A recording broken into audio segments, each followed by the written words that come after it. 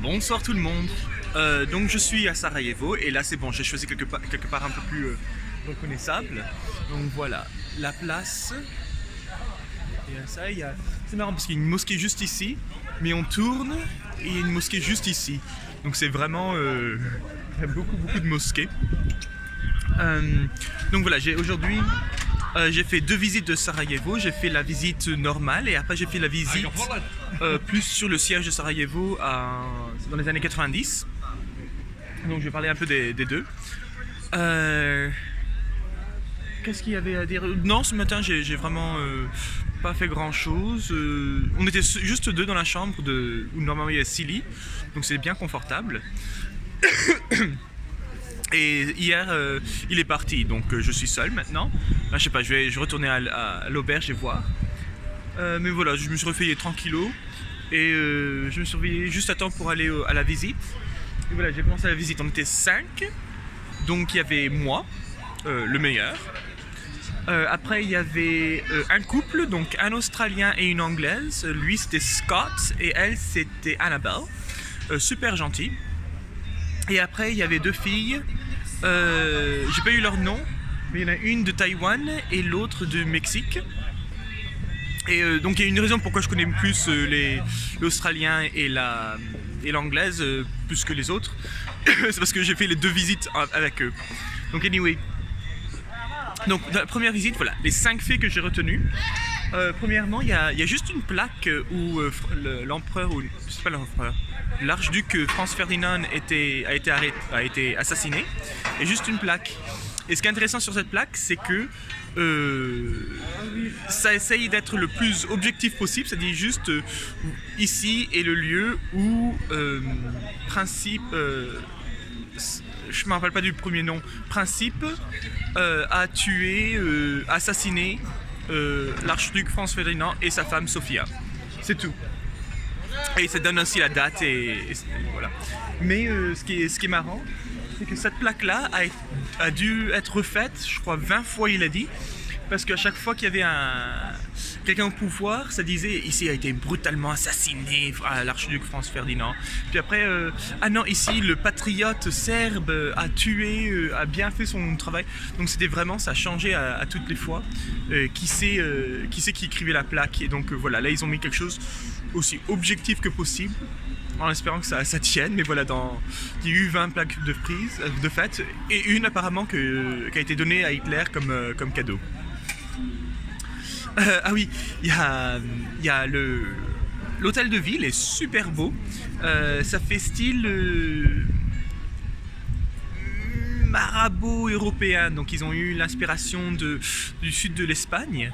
Donc ça fait c'est très très joli. Mais apparemment c'est assez récent, donc ils ont dû acheter toutes les propriétés qui étaient là avant pour après pouvoir le mettre là. Et tout le monde a payé, tout le monde est d'accord, sauf un gars qui avait une maison là et il a refusé de payer, il voulait pas payer, non, pas payer, pardon, il voulait pas le vendre, il voulait pas vendre sa maison, il disait non, moi je suis ici. Et à la fin ils ont vraiment été persistants, à la fin bon, je vous accorde, mais sur deux trucs.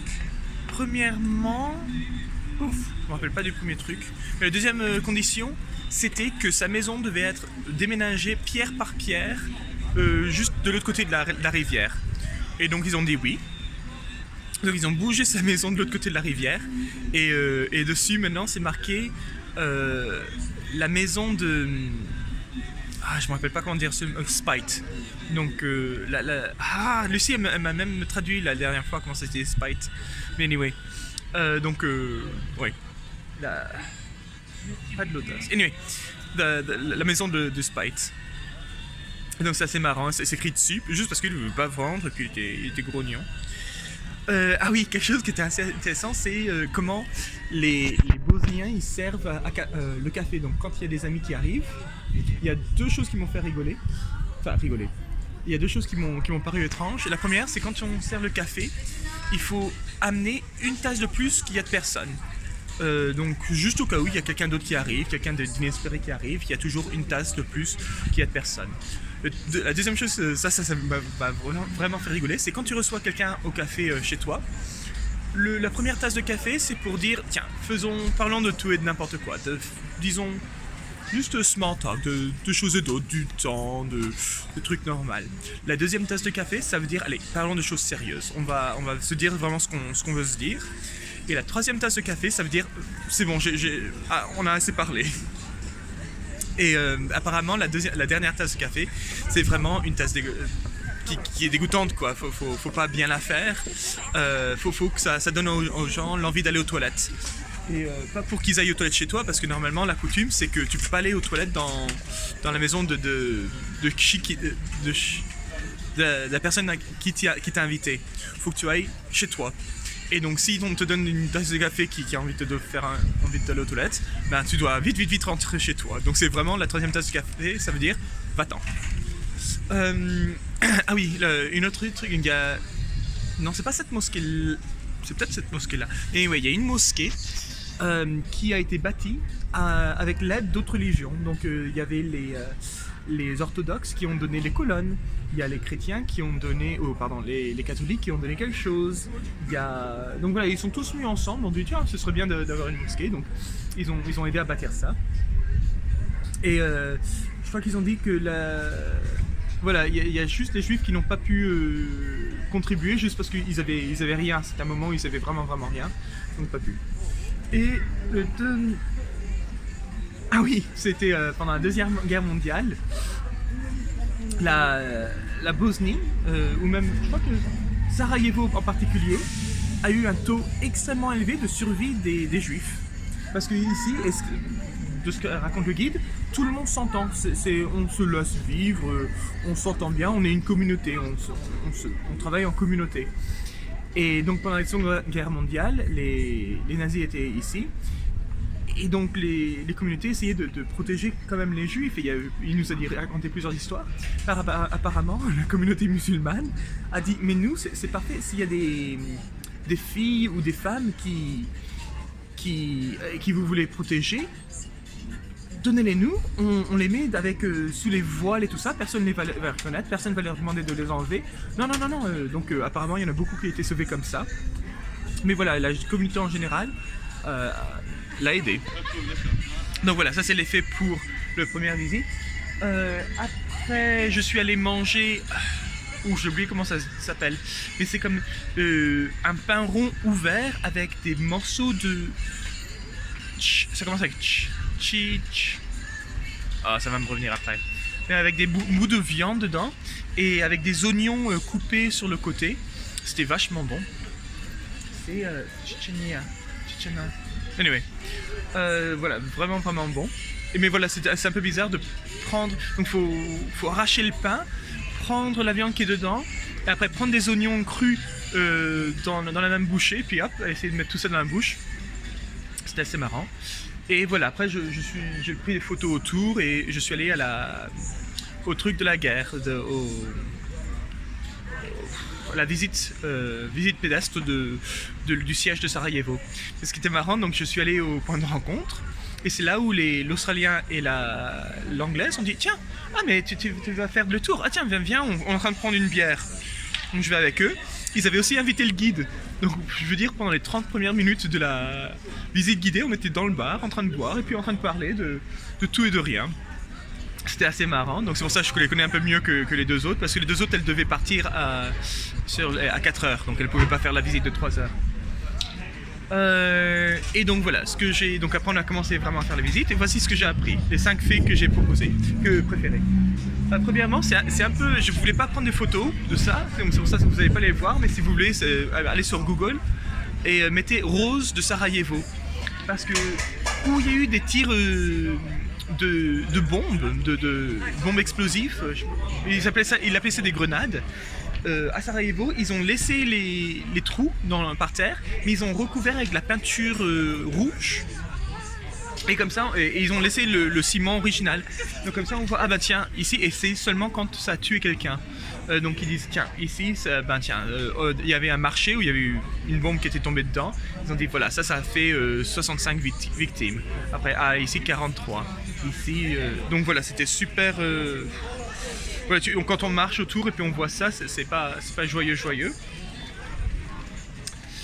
Ah oui, pendant le siège, ils avaient trouvé que le meilleur endroit pour cacher des trucs, pour mettre des trucs précieux, c'était les synagogues. Parce que les Serbes qui attaquaient ne voulaient pas être vus comme antisémitiques, parce que ça donnait la relation de nazis ou quoi. Donc ils dit non, on n'attaque pas les synagogues. Donc ils ont tout mis dans les synagogues autant que possible pour les protéger. Ah oui, après, on est passé par une fontaine et c'était vraiment triste. Ça faisait lourd. C'était une fontaine dédiée aux enfants morts de Sarajevo pendant le siège. Et c'était c'était une fontaine assez plate avec des pieds d'enfants, quoi, des pieds d'enfants un peu partout, des traces de pas d'enfants un peu partout. Et dans la fontaine, il y avait en cristal, il y avait une petite forme et une grande forme, mais pas la forme humaine, c'était comme des ovales, je sais pas, ça faisait voilà, mais ça faisait un petit et un grand, bien séparés, ça se touchait jamais. Il nous a raconté que voilà, c'était pour symboliser la rupture de la famille pendant le siège, que ça a séparé des familles, ça fait des victimes. Et la deuxième chose, c'est que voilà, c'est les pas des sœurs, des cousins, des frères, des enfants qui sont morts. Donc ça c'est vraiment lourd. Et en plus, ils ont à côté, il y a 5 ou 7 cylindres où il y a tous les noms des enfants. Et donc le guide nous a dit que en général en Bosnie, on peut reconnaître juste avec les noms d'où vient, si c'est un enfant d'ethnie serbe ou croate ou bosnien. Et c'est vrai qu'il y a beaucoup de noms arabes, d'origine arabe. Donc j'ai vu un Mohamed, j'ai vu un Esma, mais il y a aussi des noms que je ne reconnaissais pas, et donc c'est des noms serbes. Voilà, parce que les bons à Sarajevo, il y a toutes les ethnies, et puis ça tombe sur tout le monde, quoi. Et donc voilà. Et en plus, donc pour ajouter la gravité, quand on tourne le cylindre, il y a une petite cloche à l'intérieur, et c'est comme si c'était des enfants qui s'amusaient. Il dit c'est pour symboliser l'esprit de l'enfant et tout ça. Donc non, ça c'était vraiment lourd comme. J'ai pris une photo, j'ai demandé si c'était correct de prendre une photo parce que c'était vraiment beau, mais c'était lourd. Ah oui, l'autre truc, donc j'ai pas pris une photo parce que c'était dans le noir, mais il y a une statue presque ironique à Sarajevo, et c'est une conserve avec le drapeau de l'Union Européenne. Et c'est parce que, et je vais raconter pourquoi c'est ironique, c'est parce que pendant le siège de Sarajevo, ils ont fait des donations de nourriture. L'Union Européenne et les nations, quelques nations ont fait ça. Sauf qu'ils ont donné des trucs expirés. Donc c'est des trucs voilà, qui ont... Ça n'a pas vraiment aidé, c'est des trucs carrément expirés. Et des fois, là il nous a pas dit ça le guide, mais j'avais vu ça sur une vidéo. À un moment, apparemment, il y avait un des ingrédients, c'est du porc, que les musulmans pouvaient pas manger. C'est la moitié de la population ici, c'est musulmane, donc c'était vraiment des trucs. Et lui, il nous a dit que il y avait aussi tout un paquet de piments. Mais le piment tout seul, tu peux pas le manger. Et donc voilà, c'est vraiment des trucs. Il dit, on pense qu'ils ont juste vidé les réserves qu'ils avaient, puis c'est tombé sur ça, et donc ils ont envoyé ça. Donc des trucs expirés, voilà. Et le dernier truc, ah oui, c'est un peu plus positif. Donc même maintenant, apparemment, donc pas à Sarajevo, parce que à Sarajevo c'est bien... Il y a un peu tout le monde, quoi, donc tout le monde s'en moque que d'où tu viens, si t'es serbe ou croate. Mais un peu dans la campagne, même les écoles sont séparées. Donc il y a l'école pour ceux qui se sentent serbes, et les écoles pour ceux qui se sentent bosniens, l'école pour ceux qui se sentent... Et des fois c'est séparé juste par un grillage. Et apparemment, récemment, il y a un couple qui s'est marié, que elle était de l'école croate, disons, et l'autre de l'école bosnienne. Et ils ont fait leur photo de mariage au-dessus de la barrière, quoi, au-dessus du grillage. Et apparemment, je sais pas si elle a dit que c'est celle-là ou juste dans des écoles maintenant ils commencent à les enlever, mais c'est toujours quelque chose qui se passe, surtout en campagne.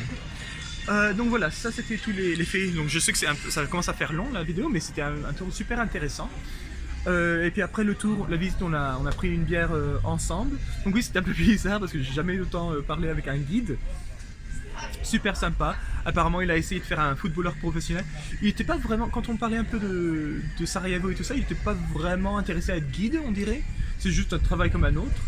Mais voilà, il a essayé d'être footballeur avant. Il fait du dessin graphique, graphic design.